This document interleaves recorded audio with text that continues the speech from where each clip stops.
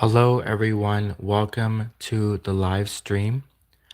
Welcome to the live stream. It's a discussion about the United States military. It's a discussion about Elon Musk and his political influence on the United States military. And it's a discussion about whether or not the military, the American military, is adequately funded and do they have enough equipment, supplies, right? Or are they walking around like this guy in the above picture? So that's the guy from Breaking Bad, which is like a TV show like many years ago. Um, so I don't know if Breaking Bad is became so popular that everyone around the world knows the show. Like I'm not sure if the Breaking Bad TV series made it like internationally, but it was pretty popular and I actually didn't watch it.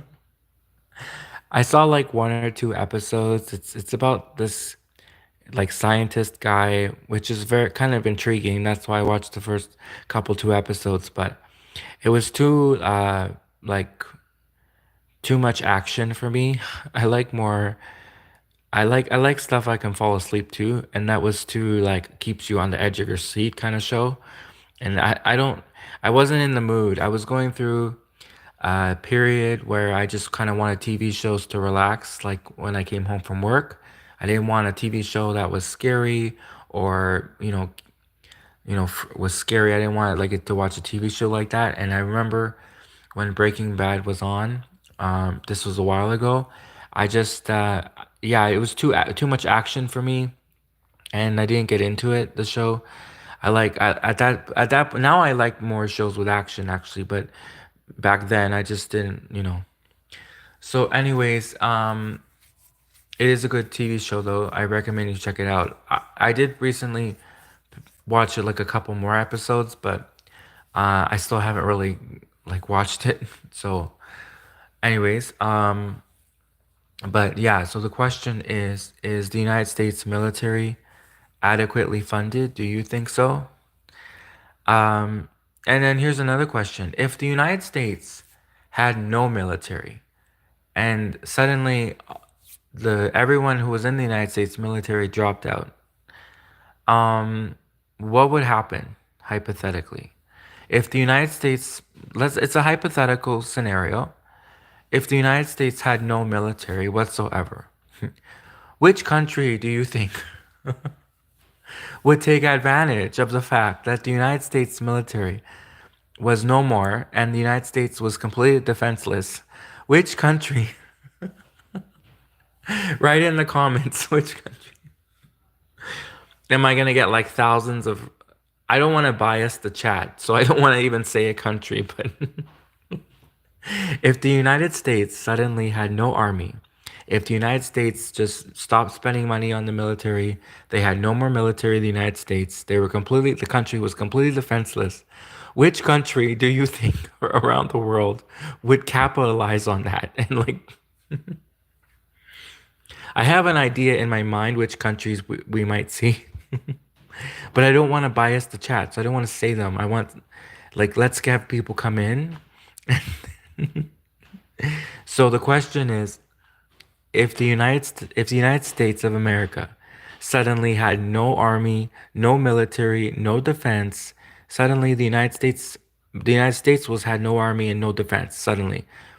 Which country around the world, if any, or maybe none, do you think would suddenly take advantage of the fact that the United States no longer had a military? I'm curious what everyone's opinion is. I'm curious what Canadians' opinion is. Oh, I guess now I'm gonna have to just start saying countries. What is Russia's opinion? What is China's opinion on this?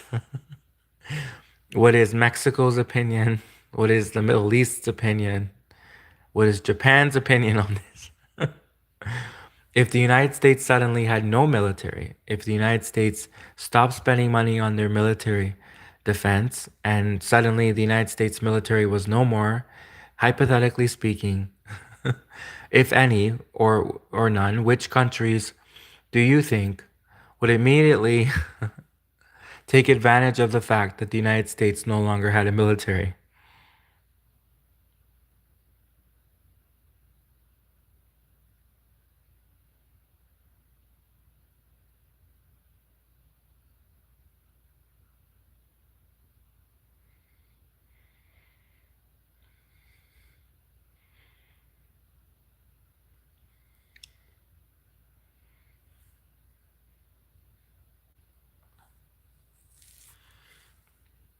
And for my Russian audience, я начинаю говорить больше русский язык каждый день и ночь. Я стараюсь.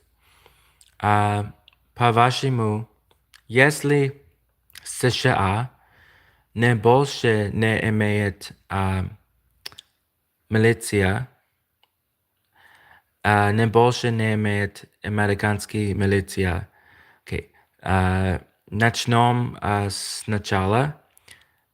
По-вашему, если США, Соединенные Штаты, не больше не имеет американский милиция, тогда, по-вашему, что будет случиться? Что будет? Чтобы случиться, чтобы случился, если американские правительства, если американские государства, если американские государства не больше не имеют оружие, не больше не имеют что-нибудь защитить, не больше не имеет что-нибудь, кое-что защитить американские люди. Что, по вашему мнению, что будет?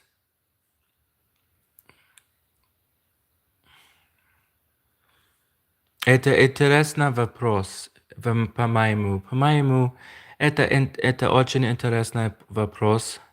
Я желаю, что мой русский язык был лучше, но, как я сказал, каждый день и ночь я стараюсь, я смотрю после моей работы на,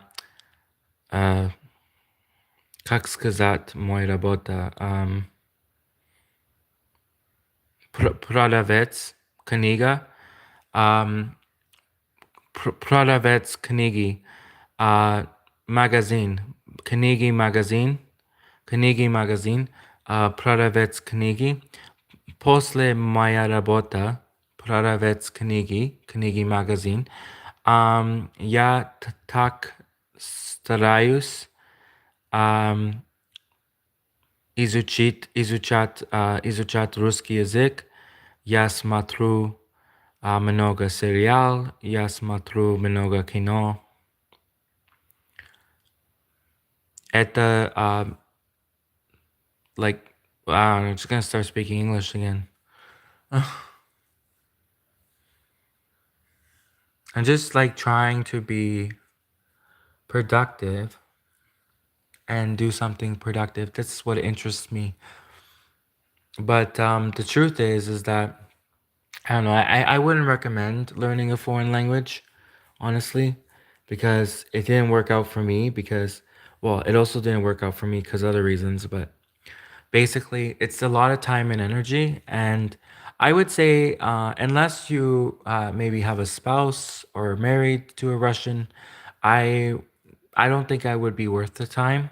It would definitely be worth the time if you're married to a Russian, or if you have if your company promises you some sort of promotion for learning the language, then that's different.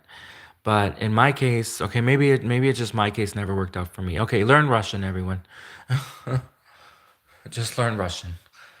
But if you're the type of person that likes to hear the cons and pros of everything, because there's cons and pros to learning Russian, then here we go.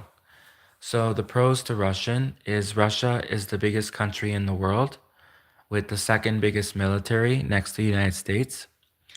The next pro to learning Russian is it's like I think the fourth or fifth or sixth most spoken language in the world. The first three, four are I'm not sure which one is in the first order, but basically the top four languages in terms of number of speakers are English, Mandarin, Chinese, Cantonese, right? English, Mandarin, Cantonese, Chinese, Spanish, and Arabic. And then next would probably be German. And then we got like French. And surprisingly, French is actually like a lot, French is very popular, but it's not like in the top five. I would have thought French would have been in the top five, but I think it's like the seventh or the eighth most spoken language in the world. And so, yeah. So, and English, of course, is like either number one or number second or number three. English is in the top three. Spanish might actually be first. I'm not sure. I'm not sure. We gotta check the list again of the languages according to number of speakers.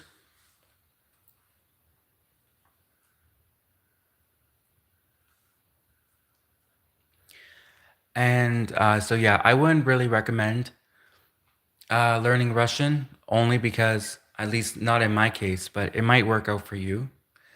And then so I listed the pros. Sorry, I listed the pros of learning Russian. Russia's the biggest country in the world. It might be good for your job. You might, uh, if you have a spouse or you're married to a person who speaks Russian. But here's the cons of learning Russian. It's not the hardest language, but it's not the easiest either. So there will be some sort of a challenge, okay, for an English speaker. If you're starting from Arabic, apparently Arabic speakers have a better, can learn Russian faster because the languages are similar. And same with Spanish. So Spanish and Arabic, if you learn Russian, you probably might be able to master it faster. But from an English person, if you're learning Russian, it will take longer because the languages are pretty different. The Russian case system is what got me. The Russian case system, what realizing like there's trillions of endings, like of different words have different endings, and just getting one ending wrong can change the whole meaning of the sentence. It's pretty scary. So it's like, uh, you know, like one little ending, whether you say it changing the ending of like kaniga versus kanigi versus whatever, kanigom or whatever. I don't know if kanigom's a word, but so like little endings like that of the words completely changes the meaning of the sentence. Vada, vade, chleb, chleb, chleba, chleb, chleba, like little endings on all of the words completely. And then you also have feminine and masculine, mushkoirot, and then zhenskirot, muskoirot. You have masculine gender, feminine gender. You have all different of the words. All the words have different genders too. So I would not recommend learning Russian honestly. Like if you wanted my real honest opinion, honestly, I think optimism is great, and I think you could learn Russian and it could totally work out for you. But would I do it again? No. So I'm not discouraging anyone from learning Russian. If you honestly think that you can learn Russian, then great, go do it. But I'm just letting you know that, and someone else did let a Russian actually told me. A Russian told me years ago. He said, "I wouldn't. It's not worth it." And he was right. And eventually he turned out to be right. And I was stubborn because I thought like, "Oh, I'm good at languages and I can do it." And I had all this optimism in the world. And it's not, no. I would, if I could change the time, if I could go back in time and do something different, I would have done something different. I wouldn't have learned Russian, honestly. And I know that sounds sad, but that's just the truth. Like I'm not gonna lie. I'm not gonna lie to you. I'm not gonna sit here, even though like I said, there's a lot of people on the app, there's a lot of people on YouTube who already encourage, say, oh, Learn Russian. Yeah, do it. Do it. Oh, you'll get it in no time. There's already a lot of people that say that opinion. So I'm not discouraging anyone. Like you already have 9 people out of 10 telling you, do it, learn Russian. Yeah, go ahead. Do it. You already have people telling you to learn Russian, encouraging you, but I'm just telling you the truth. And in my case, and this is just for me, like maybe you could learn Russian and it could totally work out for you, like I said. But in my case, I'm just telling the truth. I would not do it again. And that's just the truth for me, right? It might not be like it might work out for you if you learned Russian or even any other language. I mean, learning a foreign language in general, learning a foreign language. So here's the thing about the general reasons about the issues with learning foreign languages. So it's really frustrating when you're watching a TV show in a foreign language and you understand like 95% of the show.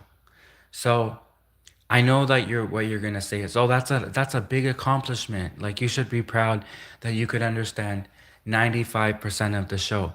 But eventually, and this is just reality, it kind of gets irritating that you keep watching the show and it's like, how when is the learning journey gonna end? I don't want like I love learning forever, but like it's like you try and you try and you try and you still like you're missing a word here and there, you still don't understand, there's still a phrase, and then you have to stop the show and go look, like, it's a lot of work. It's more work than I thought, honestly, and it's because also of the endings. So there were a couple times when I thought I knew what the sentence was they were saying, and then I went to go look up the endings and I'm like, oh, okay, that completely changes the meaning of the sentence. I thought I knew because of the endings of the Russian case system. So that's just the reality of the matter, unfortunately.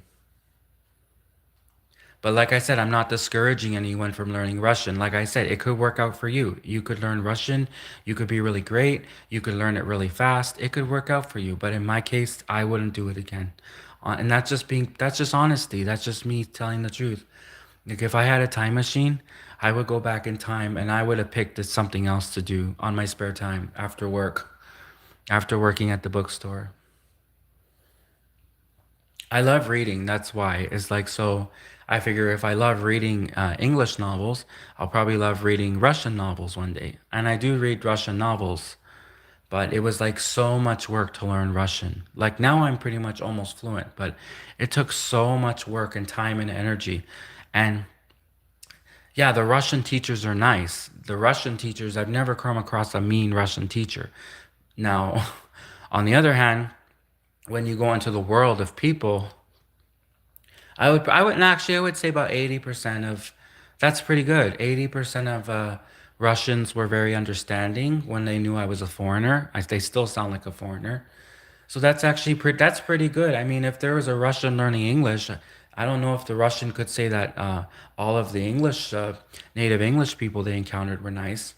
So, I mean, 80% of the Russians being nice, that's pretty good actually. So, but it's very frustrating because people don't see people look at Spanish and like, then they look at Russian and French and like German and they think all the languages are the same or equivalent, like in terms of how hard you have to work to achieve fluency in the language.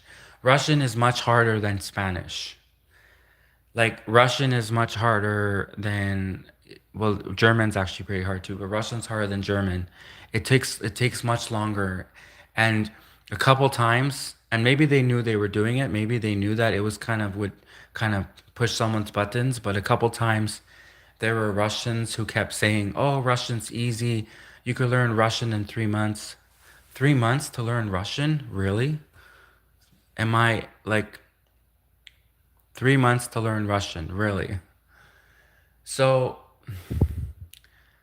when it takes you 3 years, and then you hear Russians saying, "Oh, it only takes you 3 months," it's like you feel like, "Oh my God!" Like, but I know people learn differently, and people learn at different lengths. And I mean, if I had, it's not like I went to university for it. If I had went to university for it, then obviously it wouldn't have taken me so long. But because I was studying it on my spare time, like if I had been studying it like in university, obviously then, but because I was studying it on my spare time after work, that's why it took longer too. So I can't fully. But so,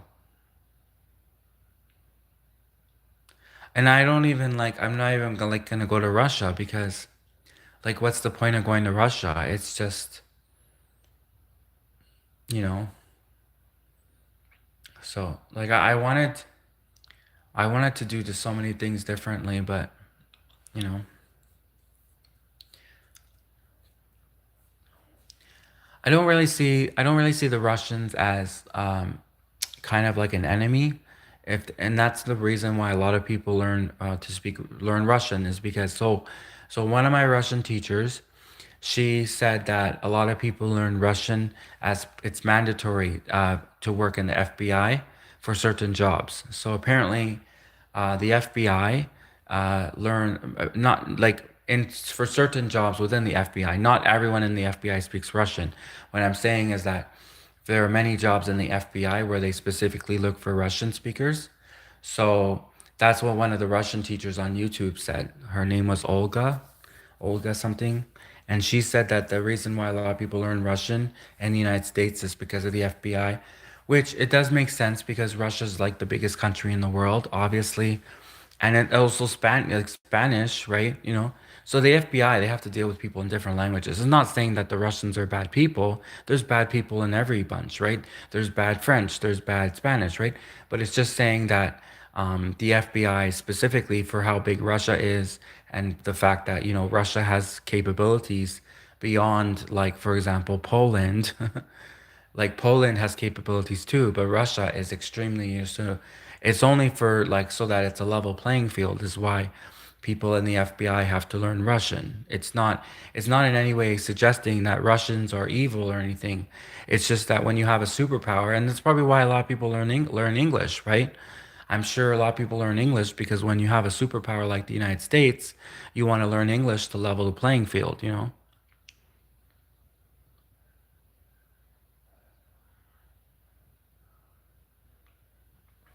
But yeah, I wouldn't learn Russian, and I'm just so happy to admit that because like you know, I was thinking about it. I'm like, should I make a video where I say about you know, I just you know would not have done it again, or should I just be like, oh yeah, I learned Russian, learn Russian. See, you know, I think it is better to be honest because if I were just to make a video and just tell people, learn Russian, it's so easy, learn Russian, and then they start looking into Russian and realize it's not so easy, and then they committed all this time and then they realize it wasn't right for them, that would be worse, in my opinion.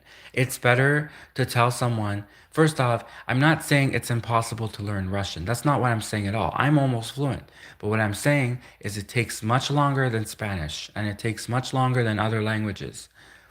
So, I mean, if you want a language that you can master quickly, you know, I wouldn't pick Russian. That's just me. I would pick Spanish, honestly. Spanish you could learn much faster and then you could probably get a job faster, right? But that being said, everyone's different. Anything could happen, really. I mean, there could be a Russian employer that could give you a job tomorrow, right? So you never know. I mean, anything could happen. But the truth is yeah, if you're an English person and you are studying Russian and Spanish, okay, like even the Foreign Language Institute, this is where I get a lot of the information too. So it kind of does bias you in a little bit. Maybe it makes you in your mind think it's harder than it really is. But then no, you realize it is harder because Russian has a Cyrillic alphabet, which is like if you just look at the words, you will visibly see that it's harder. Like and the same with Arabic, because Arabic it's like squiggly lines, right? And Japanese, it's like so obviously visibly, if you look at Japanese and Spanish, like and to how to write out the Japanese, the letters, the characters, obviously visually, you can make a very clear distinction, and it's safe to say that you know Japanese is harder than Spanish, right? So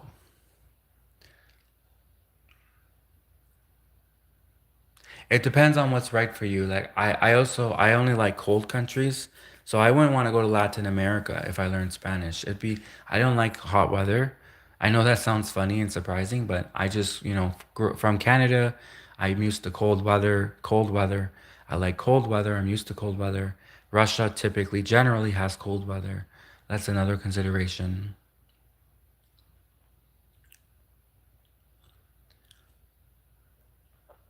But yeah, I wouldn't learn Russian again.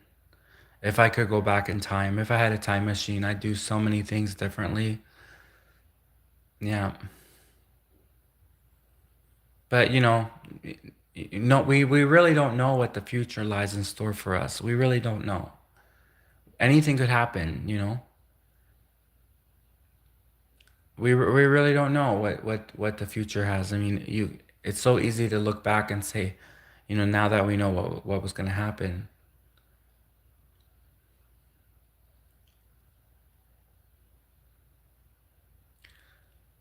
But yeah, so the United States, definitely, I mean, it's like a catch 22. It's like, you're damned if you do and you're damned if you don't.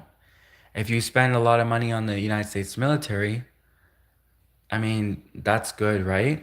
Is there any downsides to spending so much money on the United States military? Is there any downsides on putting so much defense for your country? I mean, if there are downsides, I definitely think that um,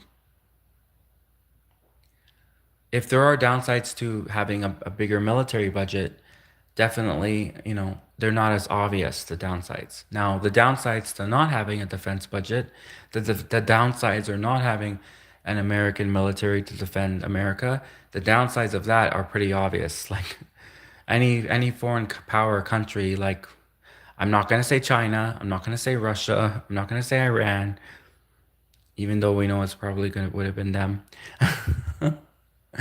I'm not gonna say Canada. um, any other country would like take advantage of that, right? The United States no longer has a military no more. You just see people like flooding into the United States. Well, I guess they already did that.